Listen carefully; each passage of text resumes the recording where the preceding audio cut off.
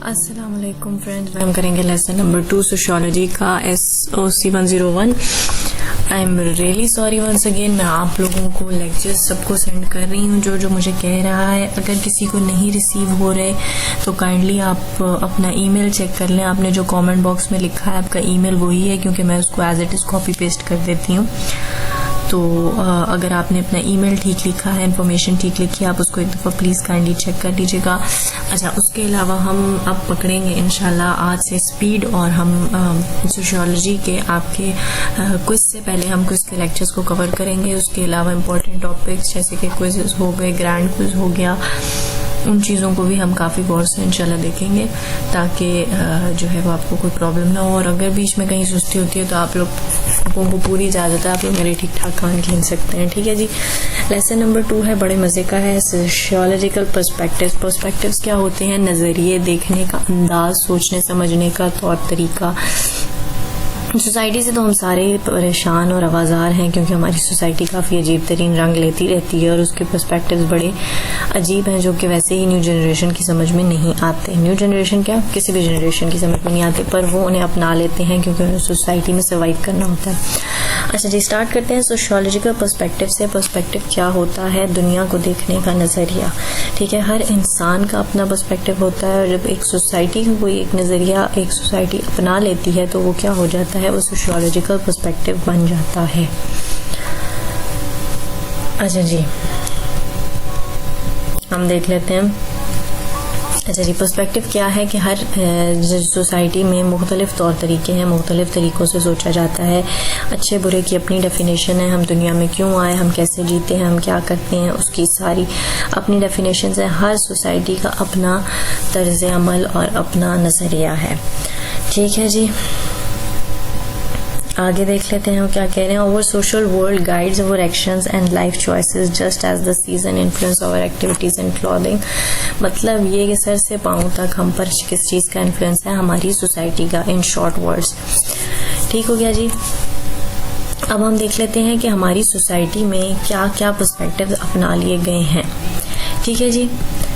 अगर हम बात करें सोसाइटी की, तो वो हमारे इन्फ्लुएंस करती है बिहेवियर्स को, सारे लोगों के बिहेवियर्स को इन्फ्लुएंस करती है। लेकिन हमारे लिए, क्योंकि हम एक सोशल एनिमल है, सोसाइटी की एग्जिस्टेंस भी बहुत ज़रूरी है। ये आपसे पूछा जा सकता है कि एग्जिस्टेंस ऑफ सोसाइटी क्यों एसेंशियल है, तो ये 2 पॉइंट्स आपको यहाँ पे गिवन है, आप उन्हें लिख सकते हैं। For the survival of human child at birth, क्योंकि human child is the weakest child, ठीक है, जिसको पैम्पर करने की बहुत ज़रूरत होती है। और फॉर सोशल एक्सपीरियंस, ठीक है, आप क्योंकि ऑब्जर्वेशन से सीखते हैं, आपके इर्द गिर्द लोग होंगे तो आप में ऑब्जर्वेशंस आ सकेंगी। अच्छा, यहाँ पे आपके पास कोई एक स्टडी है जिसको इन्होंने यहाँ पे मेंशन किया हुआ है, एना इज़ाबेल एंड गिनी की। अच्छा, ये वो बच्चियाँ थीं जिनको तीनों बच्चियाँ ही हैं, और इनके बारे में बहुत हैरत अंगेज़ वाक़यात सामने आए। इन्हें आप सर्च कर सकते हैं गूगल पे, आपको इनके बारे में मिलेगा। ये वो लोग थे जिन्हें बच्चियाँ थीं जिनके कोई थोड़े साइकोलॉजिकल प्रॉब्लम्स थे जिनके पेरेंट्स के, और उन्होंने इनको बिल्कुल एक कमरे में बंद रखा। इन्हें बाहर की नेचर, बाहर की सोसाइटी दिखाई ही नहीं। उन्हें उठना बैठना, ज़ाहिर है बच्चा जब अपने घर में बड़ों को काम करते देखता है, या उन्हें उठते बैठते या मिलते जुलते देखता है, तो उनसे सीखता है। पर उन्हें एक कमरे में बंद रखा गया, उन्हें सिर्फ खाना पानी दे दिया गया तो वो ज़िंदा रहे, लेकिन उन्हें सोसाइटी के तौर तरीक़ों की कोई समझ ही नहीं थी। ठीक है, तो जब काफ़ी अरसे बाद पता चला लोगों को, और उनको उन बच्चियों को बाहर निकाला गया और सोसाइटी में लाया गया, तो वो सरवाइव नहीं कर सकी। इनकी डिफरेंट स्टोरीज़ हैं, मुख्तलिफ हैं एक दूसरे से, लेकिन इतना इन्हें कोई डिस्कस नहीं किया हुआ। ये सिर्फ एग्जांपल के लिए दिया गया है कि इनकी मुख्तलिफ एजेस में जब इन्हें बाहर निकाला गया और इन्हें सोसाइटी में मूव करना सिखाया गया, तो वो सरवाइव ही नहीं कर सकी, उन लोगों की डेथ हो गई। अच्छा जी, saying the general in the particular, ये सबसे बड़ा हमारी सोसाइटी का ड्रॉबैक है, सबसे बड़ा प्रॉब्लम है कि हमने क्योंकि हमें ये पता है कि हर इंसान एक दूसरे से मुख्तलिफ है, हर इंसान के वजूद का मकसद जो है वो अल्लाह ताला ही बेहतर जानते हैं और इंसान को अपना पैदा होने का मकसद ढूंढने का हुक्म है। तो आप ये तो मानते हैं एज अ मुस्लिम कि हर इंसान दूसरे इंसान से मुख्तलिफ है, लेकिन सोसाइटी का ये सबसे बड़ा ट्रॉमा है कि हम पर्टिकुलर जनरल देखते हैं पर्टिकुलर चीज़ों को। मतलब ये कि हमने कुछ चीज़ें कुछ ज़ात से एसोसिएट कर दी हैं, कुछ ग्रुप ऑफ पीपल से एसोसिएट कर दी हैं। मतलब वुमेन है तो हमने उनको एक ही कैटेगरी में कुछ खसूसियात और कुछ आदतों को सोचते हुए हमने उनको एक कैटेगरी में डाल दिया हुआ है। ठीक है, मर्द हैं तो मर्दों को हमने एक कैटेगरी में सोचते हुए चंद चीज़ें डाल दिया है। बूढ़े हो गए, बच्चे हो गए, हमने उन्हें अलहदा किया ही नहीं, हमने उन्हें इंडिविजुअल एज एन इंडिविजुअल देखा ही नहीं। हम जो है वो सिर्फ क्या करते हैं, हम जनरल बात कर देते हैं कि बच्चे हैं तो खेल कूद करेंगे, खेलेंगे, घूमेंगे, बाहर जाएंगे, एंजॉय करेंगे, लेकिन हम ये नहीं देखते कि एक तरफ अमीर का बच्चा है और एक तरफ गरीब का बच्चा है। गरीब का बच्चा है तो वो बहुत नाजुक होता है, छोटा होता है जब उसको चाइल्ड लेबर पर लगा दिया जाता है फॉर द अर्निंग्स। लेकिन जो हमारे मतलब जो अपर क्लास के बच्चे होते हैं उनको बड़ा पैम्पर किया जाता है। मतलब मिडिल क्लास के बच्चों को थोड़ा रफ एंड टफ रखा जाता है। अपर क्लास के बच्चे बहुत ही जिन्हें कहते हैं बर्गर होते हैं, तो वो बड़े नाजुक होते हैं, उन्हें बिल्कुल ही लाइफ की सख्तियों का अंदाज़ा नहीं होता। तो आप इनको एक कैटेगरी में नहीं डाल सकते। ठीक है, पीटर बर्गर यहाँ पे इनका नाम है। 1963 में इन्होंने कहा था कि sociological perspective as seeing the general in a particular. Sociology का पर्सपेक्टिव ही ये है कि वो क्या करते हैं कि जो जनरल चीज़ें हैं, जो पर्टिकुलर चीज़ें हैं, उनको एज अ जनरल देखते हैं। ठीक है, यहाँ पे इसी चीज़ों की बात की हुई है कि अगर यूएसए है तो वहाँ पे लव मैरिजेस और रिलेशन में होना इज़ अ नॉर्मल थिंग। लेकिन अगर यही चीज़ आप यहाँ पाकिस्तान के किसी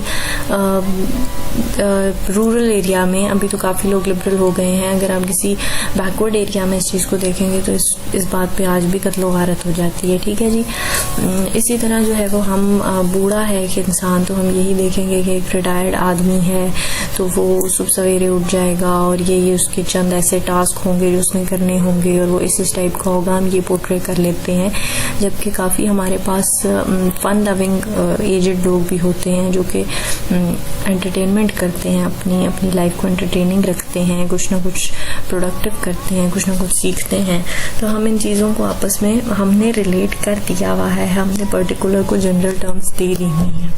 ठीक है जी, यहाँ पे वही चाइल्डहुड की बात हो रही है, चाइल्ड लेबर की बात हो रही है, यहाँ पे वही बातें जो मैंने आपको समझा दी हैं। अच्छा, उसके बाद आगे चलते हैं। General is also a social construction. ठीक है, जेंडर के मुतालिक भी हमने कुछ डिफरेंसेस, यहाँ पे फेमिनिज्म और उस सब की बात नहीं हो रही है, इसमें सिर्फ ये बात हो रही है कि हमने जेंडर से भी कुछ चीज़ें जो है ना मुंसलिक कर दी हैं। मतलब औरत है तो वो घर बैठेगी, खाना पकाएगी, शौहर का इंतज़ार करेगी, शौहर है काम करेगा, बाहर जाएगा, खर्चे उठाएगा। मतलब हमने ये चीज़ें आप कह सकते हैं कि मखसूस कर दी हैं जेंडर के साथ। ठीक है, उनकी अपॉर्चुनिटीज़ को हमने जो है वो लिमिटेड कर दिया है, क्योंकि हमारी थिंकिंग उन जेंडर्स के बारे में ऐसी है।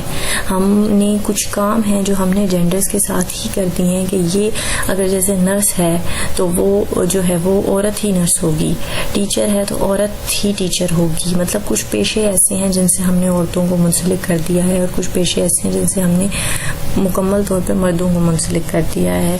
जैसे बेटा होता है तो कहा जाता है कि इंजीनियर बनेगा, बेटी होगी तो डॉक्टर बनेगी। मतलब इलॉजिकल सी एक बात है। Society affects what we do. अच्छा जी, हमारे सोसाइटी पे मतलब हम इंसान जो कुछ भी करते हैं उस पर सोसाइटी का बहुत बड़ा इम्पैक्ट होता है। ठीक है, हम बहुत सारी चीज़ें जो है वो सोसाइटी के प्रेशर में आकर करते हैं।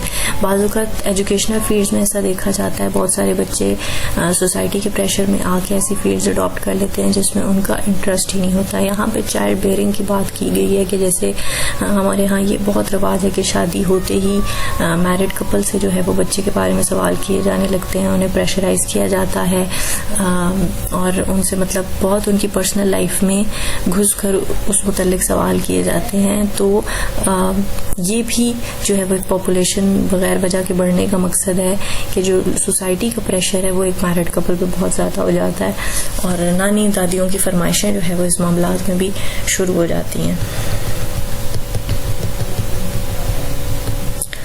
अच्छा जी, यहाँ पे एक इंसान का जिक्र किया गया है। Emile डर्किम showed that social forces are at work even in the apparently isolated case of self destruction, कि ये आपकी जो सोशल फोर्सेस हैं ये सेल्फ डिस्ट्रक्शन के तौर पे काम करती हैं एट टाइम्स, कि आपको इतना प्रेशराइज कर देती हैं। अच्छा जी, applying the sociological perspective, people should develop the ability to understand their own lives in terms of larger social forces. This is called sociological imagination, a concept given by C. Wright Mills. अच्छा, ये concept दे के आपको नाम के से question किया जा सकता है कि कॉन्सेप्ट किसने दिया था। ठीक है जी, अब हमारे पास वो कहते हैं कि सोशल इमेजिनेशन या सोशल पर्सपेक्टिव हमारे पास होना चाहिए, हर इंसान के पास अपना होना चाहिए। ठीक है, अपने सोशल एक्सपीरियंसेस की बेस पे हर इंसान का अपना सोशल पर्सपेक्टिव या सोशल इमेजिनेशन या सोशल थिंकिंग होनी चाहिए। ठीक है जी, कि हर मतलब आप अगर किसी सोसाइटी की बात का इस हद तक प्रेशर ना लें कि एट टाइम जैसे लोगों को सुसाइड कमिट करनी पड़ जाती है या बहुत एक्सट्रीम स्टेप लेने पड़ते हैं, तो आप ऐसे ना हो कि आपका कोई अपना कोई पर्सपेक्टिव हो ही ना और आप बस सोसाइटी के प्रेशर में आकर और उन चीज़ों को देखते हुए आप जो है वो एक एक्सट्रीम कदम उठा जाए। ठीक है, आपकी अपनी लाइफ और अपनी पहचान होनी चाहिए। बेनिफिट्स ऑफ सोशल पर्सपेक्टिव, अगर आप सोशल पर्सपेक्टिव डेवलप करते हैं, अपना सोशल पर्सपेक्टिव डेवलप करते हैं तो उसके आपको क्या फ़ायदे होते हैं। ठीक है, ये हमें 4 तरह से फ़ायदे देता है।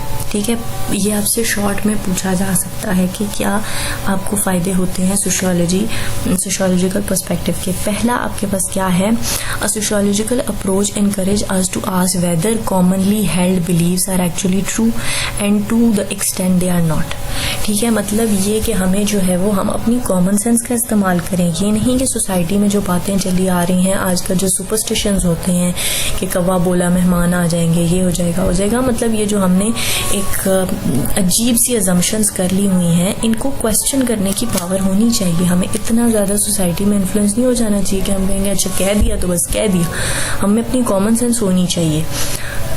सेकंड क्या है, sociological perspective prompts us to assess both the opportunities and the constraints that characterize our life। ठीक है जी, मतलब ये कि हमें अपने गोल्स और अपनी अपॉर्चुनिटीज़ का अंदाज़ा होना चाहिए। ऐसा नहीं कि हम जिस चीज़ के लिए बने ही नहीं, हम सोसाइटी के प्रेशर में आके उस चीज़ में लग जाएं और अपनी लाइफ वेस्ट कर लें। थर्ड क्या है जी, sociological perspective empowers us to participate actively in our society. ठीक है, मतलब ये कि हमें जो है वो सोसाइटी की नॉलेज होनी चाहिए ताकि हम जो है वो सोसाइटी में एक अच्छे तरीके से पार्टिसिपेट करते हुए सोसाइटी को मोल्ड कर सकें। मतलब ये कि अगर हमें सोसाइटी की समझ ही नहीं है तो हम उसमें कैसे पार्टिसिपेट करके अपने लिए चीज़ों को आसान करेंगे और सोसाइटी की मेंटालिटी को मोल्ड करेंगे। ठीक है, तो हमें क्या होना चाहिए, हमें सोसाइटी में एक्टिवली पार्टिसिपेट करना चाहिए ताकि हम पावरफुल हो सकें। फोर्थ हमारे पास जो लास्ट है इसका फ़ायदा वो क्या है कि sociological perspective help us recognize human variety and confront the challenges of living in a diverse world. ठीक है जी, कि अगर हमारे पास सोशियोलॉजिकल पर्सपेक्टिव होगा तो हम ये समझ सकेंगे कि हर इंसान एक दूसरे से मुख्तलिफ है और हम हर इंसान के साथ कॉम्प्रोमाइज़ करने का या एडजस्ट करने का एक तरीका निकाल सकेंगे। ठीक है, और हम एक अच्छी बेहतर ज़िंदगी गुजार सकेंगे।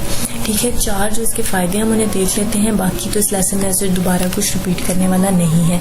सबसे पहला ये कि हम जो स्टूपिड बिलीव्स हैं उनको क्वेश्चन कर सकें। ठीक है, सेकेंडली ये है कि हम अपनी अपॉर्चुनिटीज़ को, अपने कॉन्स्ट्रेंट्स को, अपने गोल्स को समझ सकें। थर्ड ये है कि हम सोसाइटी में एक्टिवली पार्टिसिपेट करें ताकि हम मजबूत हो सकें। और फोर्थ हमारे पास ये है कि सोशियोलॉजिकल पर्सपेक्टिव हमें ये हेल्प करे कि हम रिकॉग्नाइज कर सकें कि सोसाइटी में वैरायटी ऑफ पीपल रहते हैं और हमें उनके साथ कैसे गुजारा करना है। ठीक हो गया जी, आज हमारा लेसन नंबर 2 खत्म हो गया। इंशाल्लाह हम जल्दी क्विज से पहले लेसन कंप्लीट करेंगे, दैट्स माय प्रॉमिस। और रिमेंबर, आप मेरे कान खींच सकते हैं। प्लीज चैनल को लाइक कर दें, शेयर करें, सब्सक्राइब करें। टिल देन टेक केयर, अल्लाह हाफिज।